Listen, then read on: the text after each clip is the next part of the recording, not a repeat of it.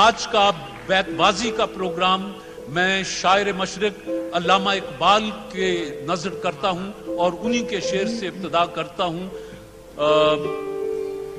کی محمد سے وفا تو نے تو ہم تیرے ہیں، یہ جہاں چیز ہے کیا لوح و قلم تیرے ہیں. طارق عزیز مشہور و معروف ادبی اور سیاسی شخصیت کے مالک تھے، تو دوسری طرف براڈ کاسٹنگ کی دنیا کے بے تاج بادشاہ تھے.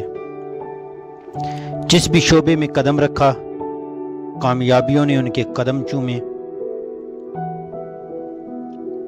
طارق عزیز 28 اپریل 1936 کو برٹش انڈیا جلندھر میں پیدا ہوئے. ابتدائی تعلیم جلندھر میں ہی حاصل کی.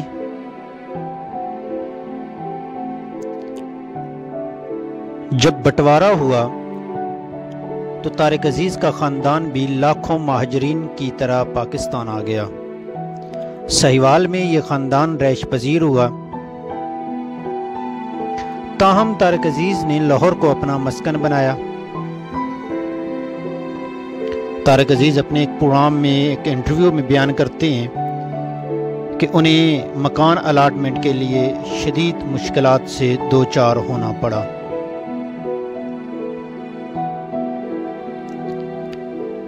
طارق عزیز نے اپنی عملی اور باقاعدہ تعلیمی زندگی کا آغاز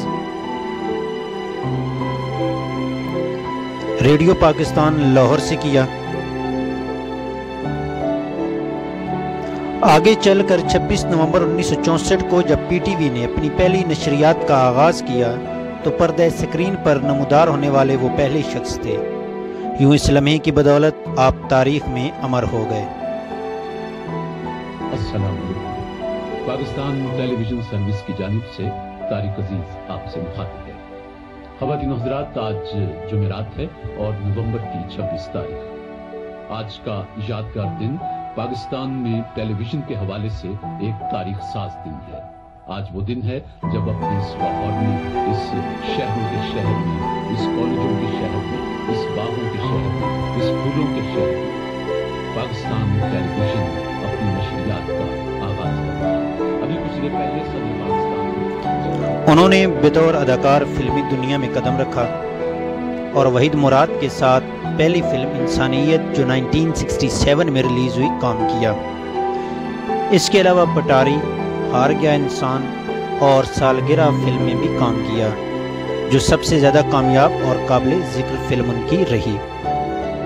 تاہم اس دنیا سے بھی بہت جلد کنارہ کش ہو گئے اور بعد میں اس پر کفِ افسوس ملتے رہے کہ میں نے فلمی کیریئر کو جاری کیوں نہیں رکھا. وہ فلم کی دنیا میں وہ نام پیدا نہ کر سکے. سیاست کی دنیا سے بھی وابستہ ہوئے. وہ ذوالفقار علی بھٹو کے جلسوں اور ریلیوں میں جوش بھرنے اور ابھارنے کے لیے زور دکھاتے رہے. وہ فائر برینڈ سوشلسٹ کے لقب سے جانے جاتے اور پہچانے جاتے. بہت جلد انہوں نے بھٹوازم سے بھی علیحدگی اختیار کر لی، جیسا کہ اس دور کے تمام نوجوان بھٹو کی طرف مقناطیسی قوت کے تحت کھنچے چلے آتے. سارے ملک میں مارشل لا نافذ کر دیا گیا ہے. قومی اور صوبائی اسمبلیاں توڑ دی گئی ہیں. صوبائی گورنر اور وزیر ہٹا دیے گئے ہیں. البتہ آئین کو منسوخ نہیں کیا گیا. اس کے بعض حصوں پر عمل درآمد روک لیا گیا. اس کے بعد وہ جنرل ضیاء الحق سے بھی وابستہ رہے، لیکن اپنے ادبی حلقوں میں یار احباب میں جب بھی وہ بیٹھتے تو اس بات پہ معذرت کرتے رہے کہ انہوں نے وقت کے ایک آمر کا ساتھ دیا. 1996 میں مسلم لیگ نون کے ٹکٹ سے الیکشن لڑا اور آج کے وزیر اعظم عمران خان کو انہوں نے تاریخی شکست دی. بحیثیت MNA ان کی ذات سے جڑے لوگوں کو جو ان سے امیدیں وابستہ تھیں وہ اس پر پورا نہ اتر سکے. وہ تعلیمی میدان میں انقلاب لانے کے خواہاں تھے اور یہ سمجھتے تھے کہ تعلیمی وہ واحد ہتھیار ہے جس کی بدولت پاکستان اور امت مسلمہ ترقی کر سکتی ہے. تاہم اس سب کے باوجود ان کی وجہ شہرت اور پہچان براڈ کاسٹنگ ہی بنی. 1975 میں انہوں نے نیلام گھر کے نام سے پروگرام شروع کیا، جو بعد میں طارق عزیز شو سے ہوتا ہوا بزم طارق عزیز میں بدل گیا. جنوبی ایشیا میں یہ واحد پروگرام تھا جس نے سب سے زیادہ آڈینس کو اپنے سحر میں مدتوں جکڑے رکھا. یہ پروگرام کوئز نوعیت کا تھا۔ شروع ہو جائیں گے اور ڈائمنڈ اپنا پیغام دیتے ہیں کہ Diamond Tyre and Tubes, tyre مضبوط سفر محفوظ۔ آپ نے صحیح جواب دیا، موٹر سائیکل ہے نواں ٹائر نمی ٹیوب، چک سر تے رکھ دوڑ جا۔ جنرل نالج پر پوچھے گئے سوالات عوام کی معلومات میں اضافے کا باعث بنتے، بیت بازی بھی ہوتی، معروف سیاسی و سماجی، ادبی و غیر ادبی اور کھیلوں کی دنیا کے ہیروز کے ساتھ ساتھ پاکستان میں فن اداکاری کی چوٹی کی شخصیات کے انٹرویو بھی شامل ہوتے۔ اس پروگرام میں لوگوں کی طرف سے موصول ہونے والے خطوط کو بھی شامل کیا جاتا، جس کا محترم طارق عزیز صاحب خود جواب دیتے، اور یوں خط کی ادبی روایت کو برقرار رکھا گیا۔ یہ وہ پروگرام تھا جس میں کمرشل سب سے زیادہ ملتے اور طارق عزیز صاحب کا انداز اس کو چار چاند لگا دیتا۔ اور ڈائمنڈ اپنا پیغام دیتے ہیں کہ Diamond Tyre and Tubes, tyre مضبوط سفر محفوظ۔ اور انہی کے شعر سے ابتدا کرتا ہوں، کی محمد سے وفا تو نے تو ہم تیرے ہیں، یہ جہاں چیز ہے کیا لوح و قلم تیرے ہیں۔ نون نہ جانے کون دعاؤں میں یاد کرتا ہے، میں ڈوبتا ہوں سمندر اچھال دیتا، سمندر اچھال دیتا ہے۔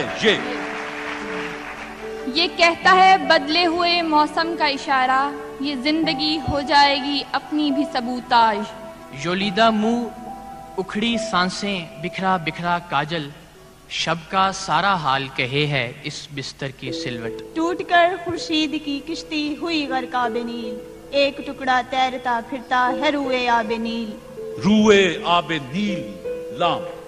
لکھنا میرے مزار کے کتبے پہ یہ حروف، مرحوم زندگی کی حراست میں مر گیا۔ زندگی کی حراست میں مر گیا۔ الف۔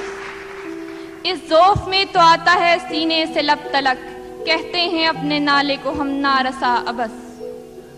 ہم نارسا ابس سے ثبوت دیں گے وفا کا یوں اشتباہ غلط، ملا کے خاک میں رکھ دیں گے ہر سپاہ غلط، اور برب کعبہ ہم آنکھیں نکال چھوڑیں گے، اٹھی جو ملک کی جانب کوئی نگاہ غلط۔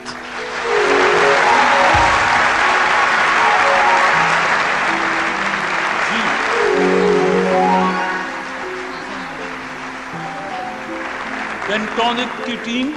طلب خلد نہیں، آرزوئے حور نہیں، تم جو مل جاؤ تو پھر کچھ ہمیں منظور نہیں۔ منظور نہیں۔ نون۔ نو بیہتے جوڑوں کے لیے انعام کا سیگمنٹ دلوں کو رونق بخشتا اور عوام کی دلچسپی کو اس پروگرام نے تقریباً 40 سال اپنے اندر اپنے سینے سے لگائے رکھا۔ طارق عزیز صاحب کے پاس علم کی انتہا تھی، وہ بک لور کے طور پہ جان اور پہچان رکھتے تھے۔ طارق عزیز انعام گھر میں آنے والے وہ پہلے شخص تھے جنہوں نے پوچھے گئے سوالات کے جوابات کسی بھی بیرونی سورس کے خود دیے۔ قابل ذکر بات یہ ہے کہ انہوں نے اس کو اس سے ملنے والے تمام انعامات خیرات کر دیے تھے۔ طارق عزیز صاحب کو ادب سے گہرا شغف تھا، ہزاروں شعر ان کو ازبر تھے، اور موقع مل کی مناسبت سے انہیں اپنے منفرد اور خوبصورت انداز میں اس طرح پڑھتے کہ شعر کے حسن میں اور بھی اضافہ ہو جاتا۔ ان کا پنجابی شعری مجموعہ حمزات کا دکھ اور اقبال کو سمجھنے کے لیے اقبال شناسی کے نام سے کتاب تجویز کی۔ ہم وہ سیاہ نصیب ہے طارق کہ اگر شہر میں کھولیں دکان کفن کی تو لوگ مرنا ہی چھوڑ۔ بارش نے بھی تیرے نقش کو دھویا تھا، تو نے مجھ کو کھو دیا، میں نے تو نے مجھ کو کھو دیا، میں نے تجھے کھویا نہیں۔ نیند کا ہلکا گلابی سا خمار آنکھوں میں تھا، یوں لگا جیسے قالب نگاری میں بھی اپنے قلم کے جوہر دکھائے اور ہزار داستان کے نام سے ان کا کالموں کا مجموعہ منظر عام پہ آ چکا ہے، جس کا پیش لفظ جناب حسن نثار نے لکھا، اور ان کی وفات پر حسن نثار نے وہ تاریخی جملہ کہا کہ ان کی وفات میرا پرسنل لاس ہے۔ طارق عزیز کے اپنے افاقی پروگرام نیلام گھر یا بزم طارق عزیز اور مختلف چینل کو دیے گئے طارق عزیز کے انٹرویو جو ان کے تاریخی، علمی اور ادبی جملوں پر مشتمل تھے، ان جملوں کو یکجا کر کے بلا شبہ ایک کتاب مرتب کی جا سکتی ہے جو ارباب حل و عقد کے کام آنے والا ایک اہم کام ہے۔ طارق عزیز 17 جون 2020 کو دل کا دورہ پڑنے سے اپنے لاکھوں چاہنے والوں کو سوگوار چھوڑ گئے۔ عمر کا آخری حصہ انہوں نے تنہائی میں گزارا، لیکن ان کی آواز مدتوں ہمارے کانوں گونجتی رہے گی۔ عمرانیات کے طالب علم کہتے ہیں کہ اگر کسی ملک کو دیکھنا ہو کہ وہ کتنا امیر ہے، خدا کا کتنا کرم ہے اس ملک پر، تو یہ پوچھے کہ کیا اس ملک کے پاس سمندر ہے؟ پاکستان کے پاس سمندر ہے۔